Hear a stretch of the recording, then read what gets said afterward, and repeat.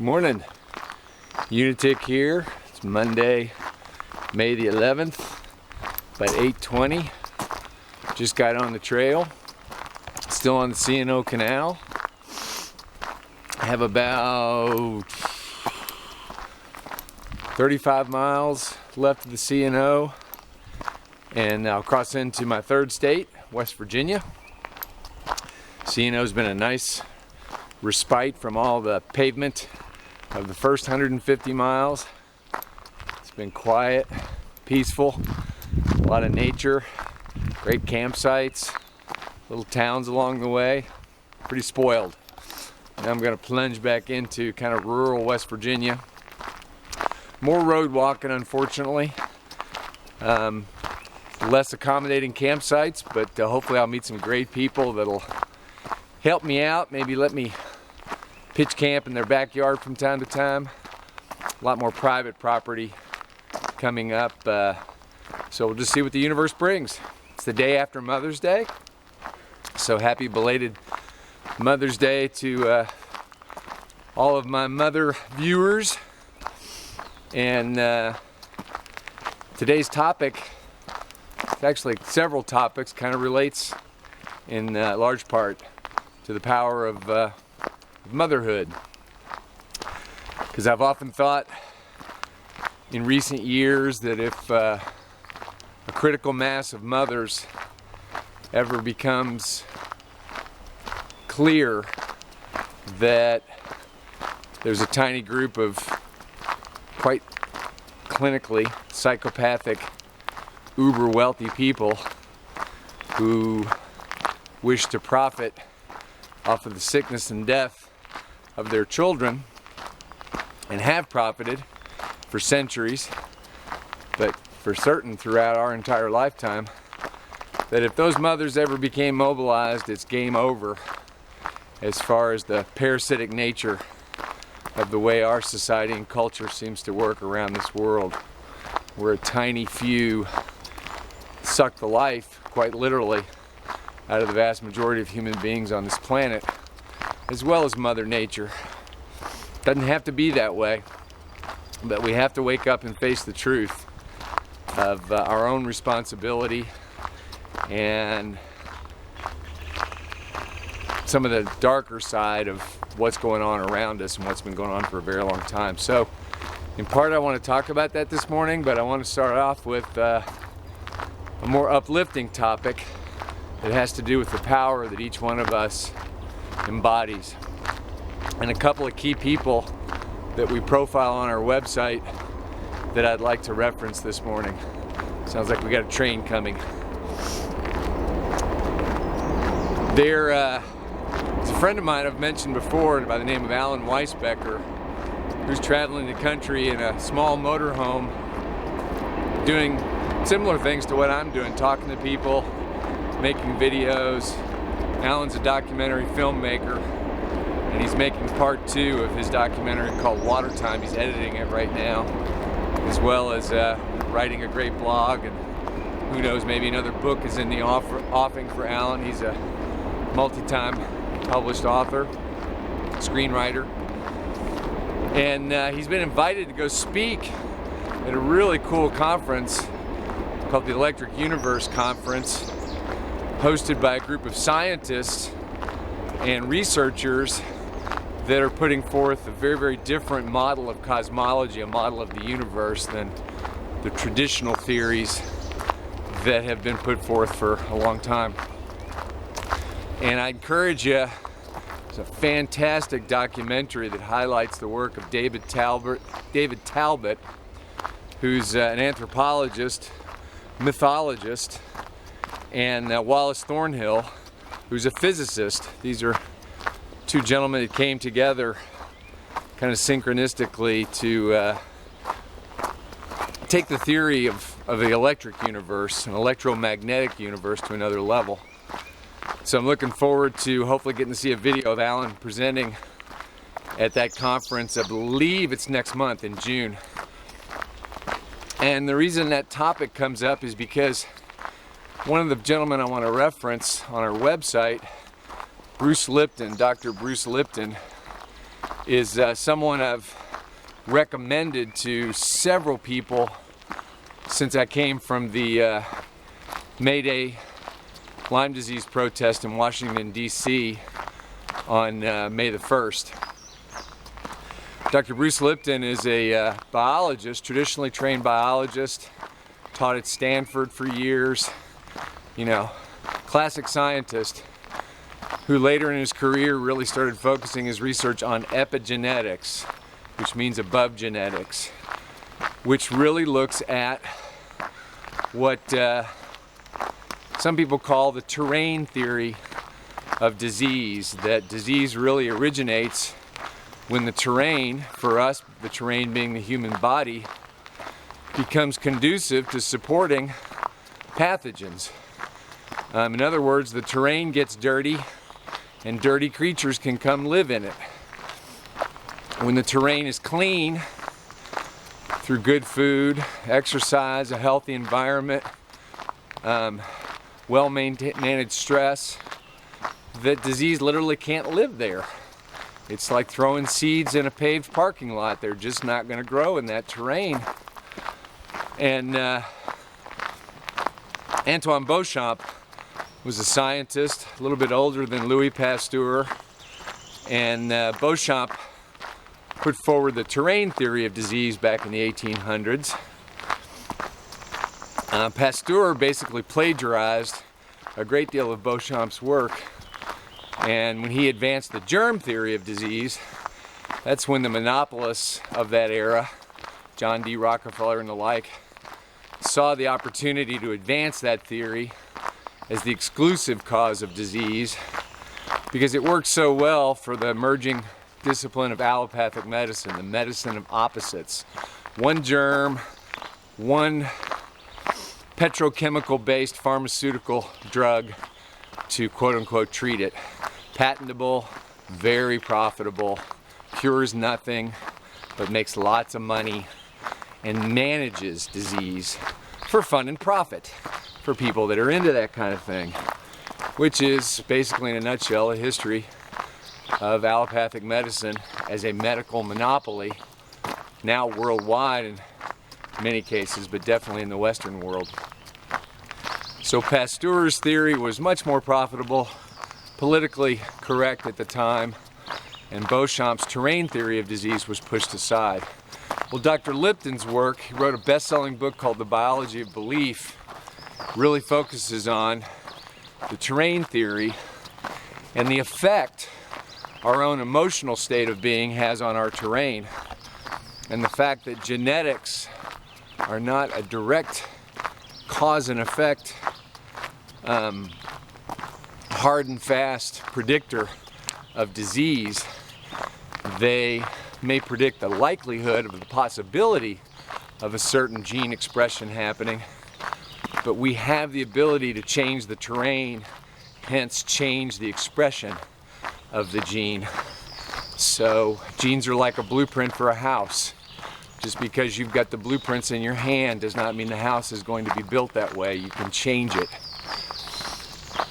And there's a great lecture on our website by Dr. Lipton that I highly encourage you to check out. It's on the health tab. It's very uplifting, it's very empowering, it's very science-based, and gives you a flavor for the power we hold within above and beyond any external medical intervention for things that we're dealing with. It's not an either-or situation, it's a both and. And there's nothing wrong with medical support, but the healing, as so many great spiritual teachers have shared through the millennia, the healing begins and ends within. So it's an hour and a half lecture. I really think you'll like it. Hope you'll check it out. And I had a bit of an aha with regard to that topic. And the electric universe theory is when Alan shared with me that he was going to be presenting at that conference, it's what triggered my aha. And it had to do with the fact that beneath our biochemical physical expression is an electromagnetic one. that at heart, from a physical standpoint, we are electromagnetic creatures before we're biochemical. That literally, when we have a thought, it creates an electromagnetic, it is an electromagnetic entity in and of itself. And the thought typically precedes an emotional response. Think of emotion as energy in motion, E-motion. And that energetic response, that electromagnetic response to a thought, that emotional response, then triggers a biochemical response within our body. Our glandular system kicks in, and our little biochemical laboratory within our body begins to pump out peptides, hormones that relate to the emotional response to that thought. Honestly, that's what the Buddha taught was happening through his examinations in years and years and years of meditation. The Buddha was a quantum scientist before quantum science, quantum physics came into being as we know it. So our emotional state has tremendous power to our biochemical and physical state.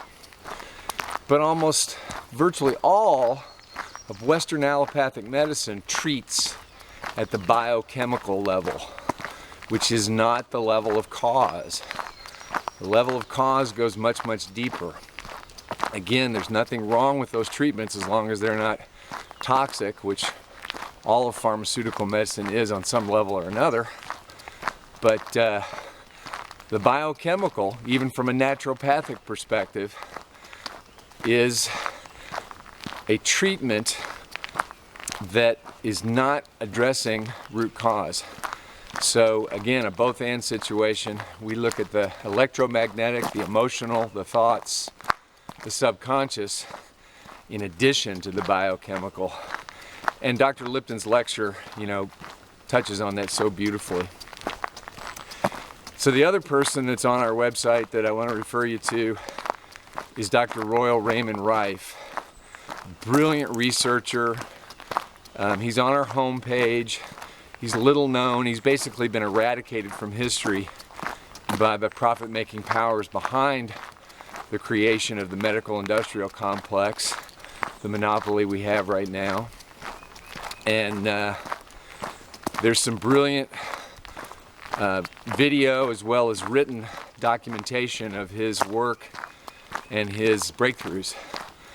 He developed at least one form of curing cancer at the electromagnetic level back in the 1920s and 1930s. He refused to sell out that technology to those medical powers that be, particularly the president of the AMA, Morris Fishbein. And for that, he was literally crushed by those very same powers. Good morning, how are you? I must look crazy. I'm talking to a camera doing a video right now. Cool. Just listen to music. You enjoy your walk. You have a great walk too. So the history is all there. There's a wonderful book about Dr. Rife that's referenced and actually excerpted on our website. I found that just before I left for the trail and was inspired to try and tell his story on our website. But he's one of many brilliant researchers through the years that has gotten deeper into the ultimate root cause of disease by examining Antoine Beauchamp's terrain theory of disease and something called pleomorphism, which basically just means multiple forms, in that organisms, what we call viruses, bacteria, fungi, can change form. And when the terrain is different, and the terrain includes the biochemical and the electromagnetic, the emotional terrain. So it's fascinating information. It's frustrating to realize that this man was helping to cure people of incurable, quote-unquote, cancers back in the 1930s, all documented. The science is sound. He created a microscope at least 100 years ahead of its time that allowed you to look at organisms while they were alive, not kill them through chemical staining or electron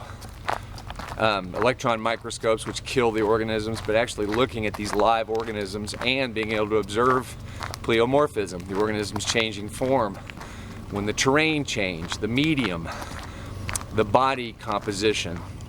So it's a fascinating story. It's also so sad to see these psychopathic forces that are still very, very present today squash innovations like that were about freeing humankind, about rebalancing health and vibrancy for the masses in spite of the lack of profit.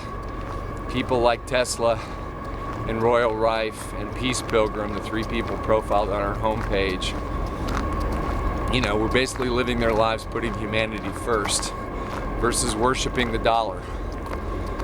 You know, in a very, very real sense, worshiping the dollar is like worshiping death when you place it above the sanctity of human life and the sanctity of natural life, of all of this beautiful creation I'm walking through right now, and each one of us is a part of and flows from.